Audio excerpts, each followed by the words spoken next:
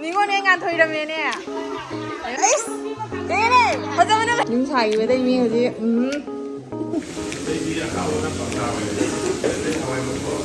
mau mà cái lấy sạp gì nhau lên đây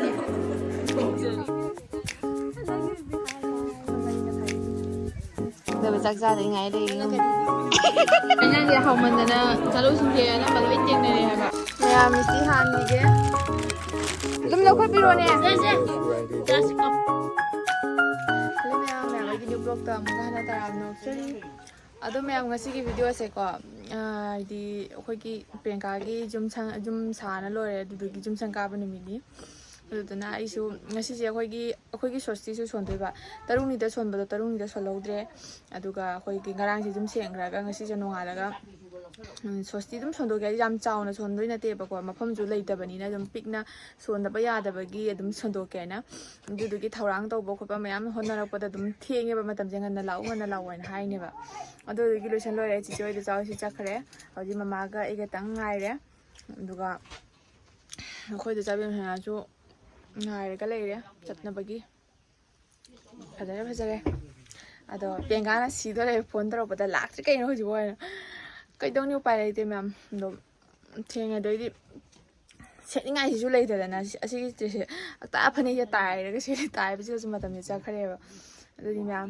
do chatna ba thong na ba tawrage Jemina si daga mai do ba aisu kuire moi daga chatta ba ko thabak sina kana taw ki badagi sung chat pa phangde yum ju kayam loi chali ba lahan yeng du ga gi di pura u ba phangde ji complete point je pura loi chala chang bani ba ko du su pura loi chan di mare pura budi loi di pura ado moi hai di din phari ngai chang hori ne ba Jemina si di myam sosti gi sim ko na thana mini ba horen gi thana ba gi देखिए कहीं नहीं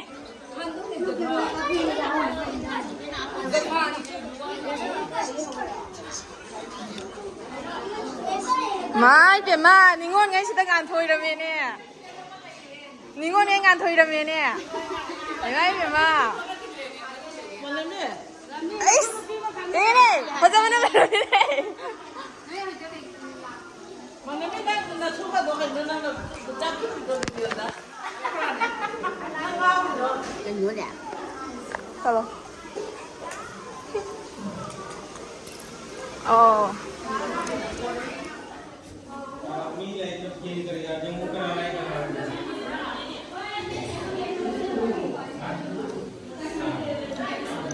Jadi, jumpa MB, jum sai với đây mi gì, sang giang hoạt động gì,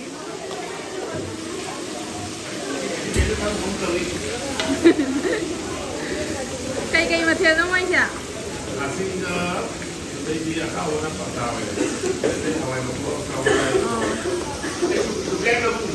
Hả? chế sụp yagi. Salma ke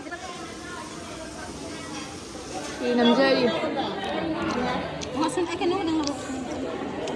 Con những con giờ phải mình là chấm video ta giao hơn những phải mình nè.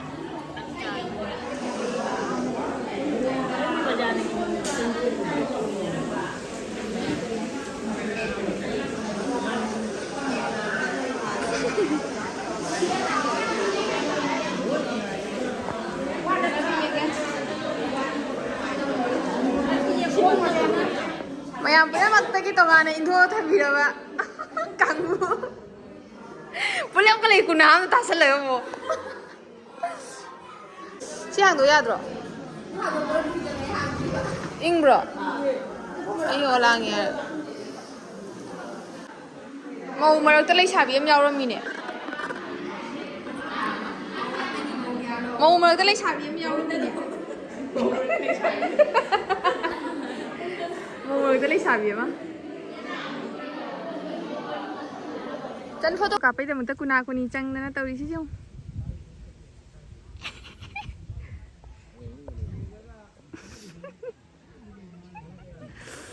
khơi cho photo cặp kèn thôi được này mới xoay xe phải đi phải chạy bên này wow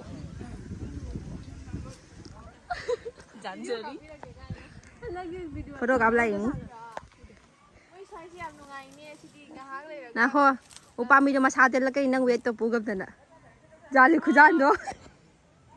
Chopale. Kitang na pudi ko na hinangkali ni mapang. Mata mama ilang bini ako na running jail lang bay. Video niya na una, video short video. Sorry hindi na talaga. Ayun sa masama na.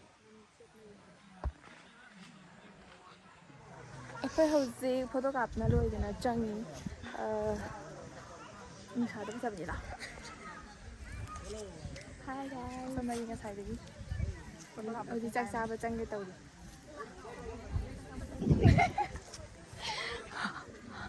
Yeah. Akhoi mau nau se. Ang sai de min tan thok pi ra khang de. Akhoi lu ko mo si yaw ai. Khoi ngai cha. Na talu mani ne. Ngasi. Pende khala mina ngasi wa lo. Bida du mo ni ne madam. Sige mo cha sa dem sa ka se ba. Chak charam dai.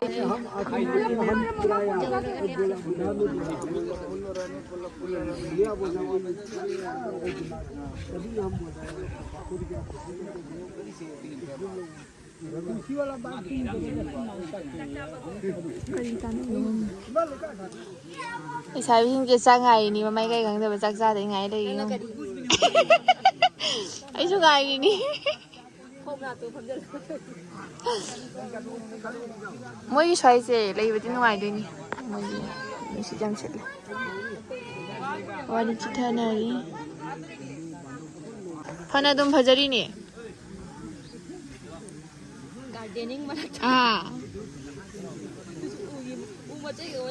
Habdu bangani. Ai di mo mo ju yong na. Kong break ka siyo. Cheng wa la che dum phoi le. Oi, ai xin chào cô sai de. Hangam ka thai yong. Kong break ka che sana ngor ja hao ti. À cô nung mà lâu cái bèn cá để cùng thở à?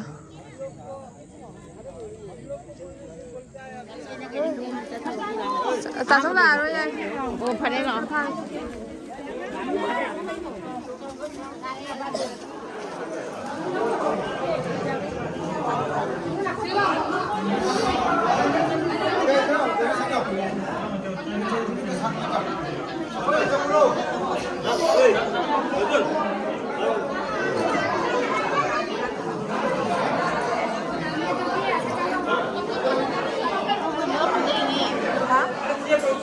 Nó bị kéo tao mày nằm ngồi nhớ đi nào. Mình nhớ đi đánh tao rồi. Đó mẹ ngasi ki chang hinjang se Sarma catering haina leiba aiga mayam singna thongjaba sem chajaba mathil sing oidoine luhongba gumba chaumba gumba aduga reception party gumba da karigumba mayam na nikning bataraga su mayam ase hisa contact leire contact number sida akupa marol da dum pau phauna biro mayam aduga chang hinjang sidi haina kanatre chalu sing je na mal waiting ne re haba hawe hawe ai di prakari ai gai gai ni khai au rồi đó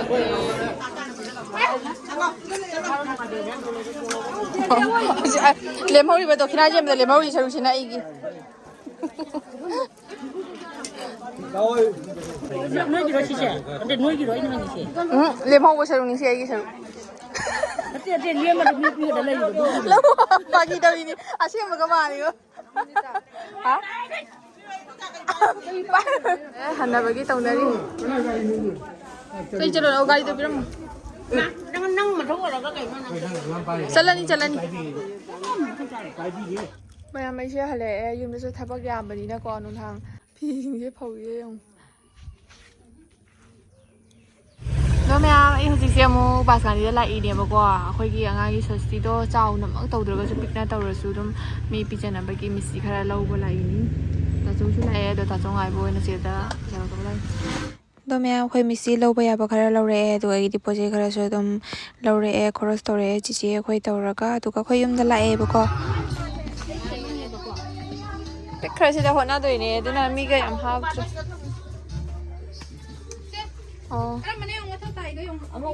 Chín man na chao nó tàu không ngầm rồi tàu này ngay số tàu bây giờ rồi nhóm pick tắc nó lôi chân đó cái mẹ mình xí hàng gì cái jaga leitabanina pikna sum hotnare udai di uradra tawbanina kaboksu yaudre sum misti khara alakbasin do misti tawraga dum teacher na bagi aina makoi lekai gi khara dum hai reba makoi lekai ta dum tawraga ne dudi hali manga pibi manga pibi ga misti manga na losalari jemai temna sana ahum bak simple da tari lali yongni Chino hono tare dana. Chimana sonda jaga ge tikpagi sonda oina dum tawreba hegana yai hai bagine Na masai ka mai tunja ati. Ati ne ye khalli. Singaram gabo. mi khara rakbada koi bunge pa khullo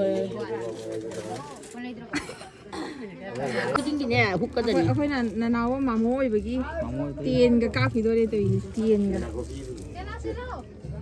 aseng bada ka pula puni Ka to ko jade. Yen jiga. num tawtani tawthana doiba Oh namo si ka ka. Se mình thua sao không mà thằng tôi sẽ lấy đấy thua sao tôi ta rồi thì mình còn đang tiền cả bao xếp cha mà cha nó xem như vậy mà mày còn đấy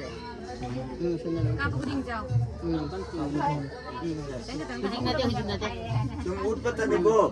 Magai lo utul ni. khajana taw gyan ta na bata ko Semaya to gane. Chingi ai ta na semaya ta semaya ta. mai gai do Mama ing dia ju pisa tare. mapa mali ni oh nak pesa tangan ka pare ni